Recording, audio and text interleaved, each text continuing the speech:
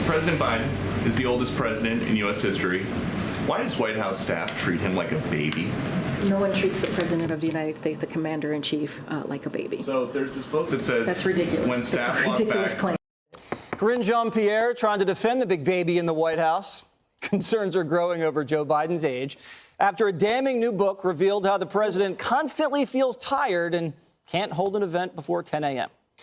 Americans agree that Joe Biden should be headed for retirement. A whopping 73% of voters say yes, President Biden is too old to run. But your concern is just all a big joke to the big guy. President, I'm going to be 89. You'll live to be 90.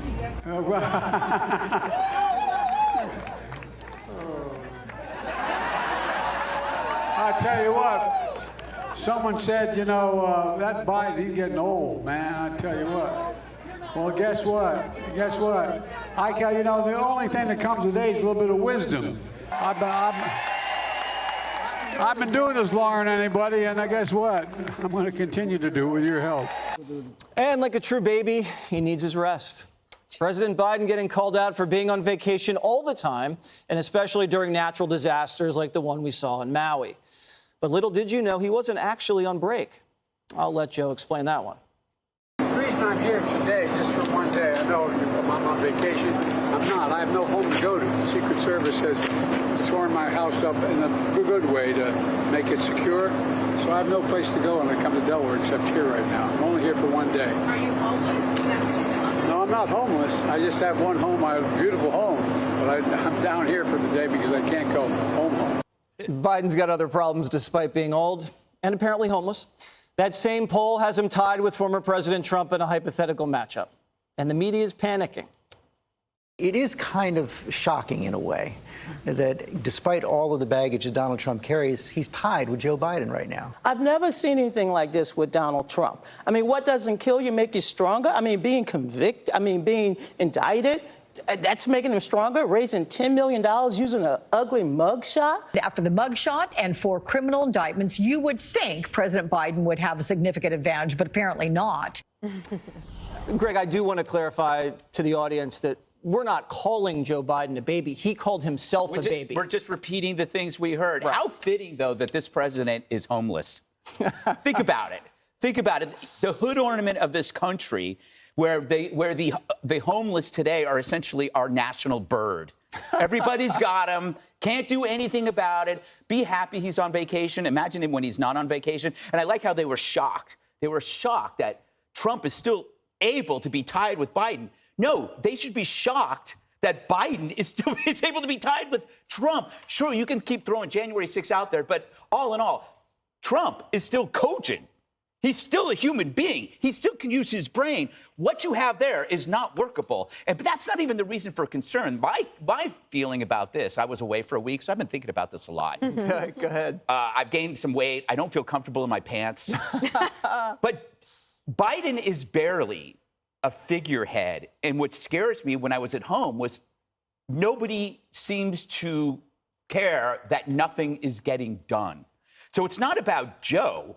It's about the party and politics itself, that people aren't doing a thing and they aren't even helping to do it. So if you ask the Democrats, what do you want? Well, we want to have criminal justice reform. We want to have a safe, effective border where everybody can come and have a chance at the American dream. But then you ask them for the process, and there is none because they don't have one, right? So the whole thing is a sham. We're sitting, I'm waiting for, and I know that America is, it's summertime. It's not going to happen for another year. If you got to wake up and see that we've got some massive problems. The three obvious ones are education, immigration, and crime. We have a president who's a half-wit, parties who are involved in dueling indictments, and nobody is doing a thing about the problems that you see every day. Meanwhile, you have a Democratic Party that calls everybody racist, and they're going to double down on the old white guy, right? If Biden were a Republican, the Democrats in the media would say it's a party of old white men. Well, what do you have here? You have a party of radicals that are propping up an old white man to get back into the White House. That's worse. I think your pants fit just fine. I feel sloppy and sweaty. Well, you look great. But thank you. Dana, Stephanopoulos is blind. to not be able to see that the base would rally behind this president after these indictments, does he even cover politics? Well, I do think that a lot of them, and you saw it in the other, I don't know the other anchor's name, the blonde woman who said, she thought that the indictments would do something, but I guess not. But they were definitely counting on that. And that's why you got all of them, and that's not working. Bidenomics as a theme isn't working. You also, in that same poll that Greg and you mentioned, by an 8-point margin, more voters said Trump has a vision for the future. And elections are about the future. And there was also people saying that they want change. Last week, the poll said 77% of Americans think he's too old. This week, it's 73%. So I'm pretty sure that's not an outlier. This is just a consensus. And if it weren't a visual medium today, or like if it weren't the modern age, Joe Biden might be able to run if it was like 1884, True. right? And like nobody could see. When he was 12. The White House is trying to tell you that you're not seeing the things that you're seeing. And it's nothing that the right is saying about Joe Biden. People are seeing it with their own eyes.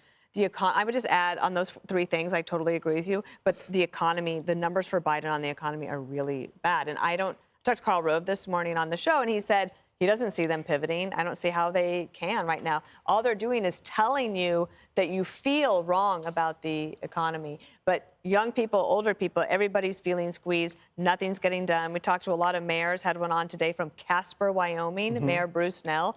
Great guy. I said, why is he coming on? Oh, guess what? They have a homeless crisis in Casper, Wyoming, and that winter is going to be very cold. And none of these people feel like they're getting the support that they need, including, my last comment, blue state governors.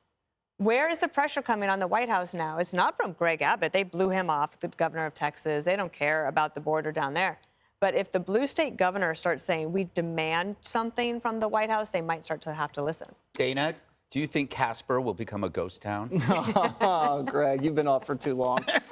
So the president seems to be pivoting from the age issue and turning it into a wisdom play. I'm laughing because Joe Biden and wisdom don't belong in the same sentence together. Is he going to be able to pull that off?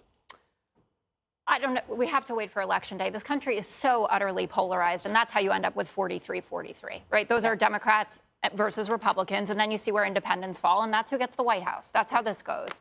I have been consistent on this. I don't think you should laugh off the age concern. It is. I know a lot of genuine Joe Biden supporters, people who have worked with him for decades, et cetera, very happy with the list of accomplishments. And there are a lot of them. Like last week, the Biden administration got it that we're now going to start negotiating 10 drugs with Medicare pricing.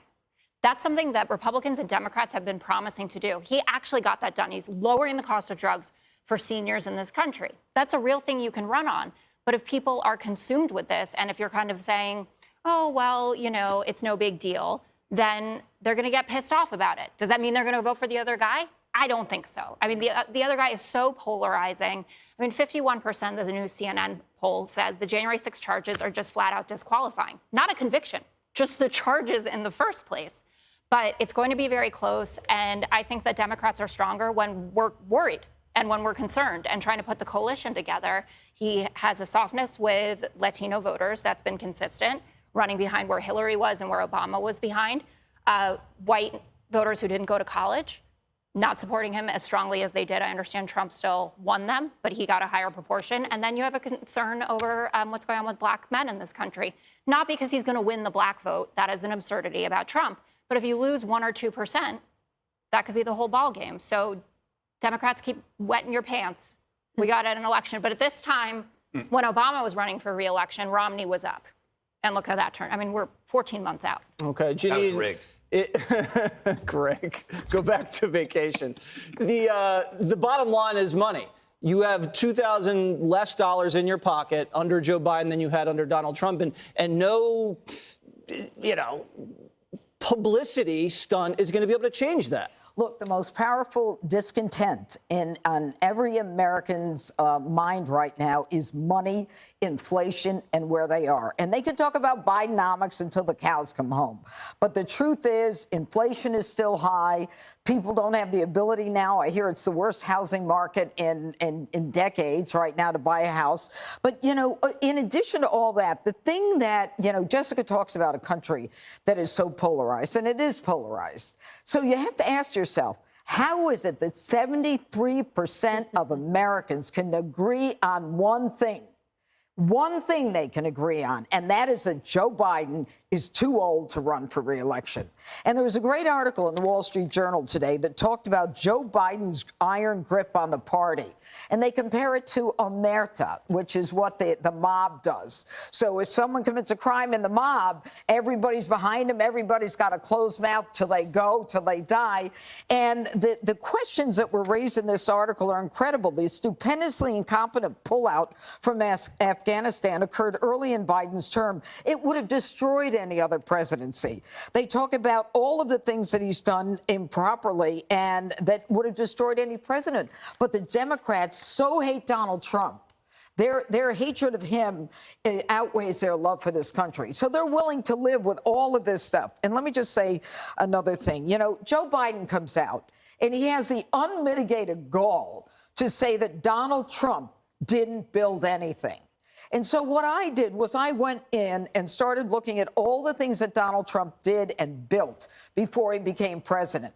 And whether it's in the biggest, let me just finish, whether it's in the beginning of his career or right until he ran for president, it is unparalleled what he did from Mumbai to Dubai, et cetera, from Scotland. And then when he was in the White House, he talked about, you want to talk about what he built? He rebuilt the economy. You talk about 1 or 2% of African Americans, they got jobs more than they've ever had under any other president. That's not true. Let me finish. And the Democrats fought him every step of the way to build that wall. He had to go to the Supreme Court to get the wall built. And if there's one thing he really needs to be credited with building or rebuilding, and that is the military. Just the black unemployment rate and the Hispanic unemployment rate is the lowest it has ever been, and that's under President Joe Biden, not Donald Trump. Biden, you know, the only thing Joe Biden built was a tax shelter, Jessica. He never signed the front of a check. He never signed the most shocking footage yet of Democrat city violence. Hey, Sean Hannity here. Hey, click here to subscribe to Fox News YouTube page and catch our hottest interviews and most compelling analysis. You will not get it anywhere else.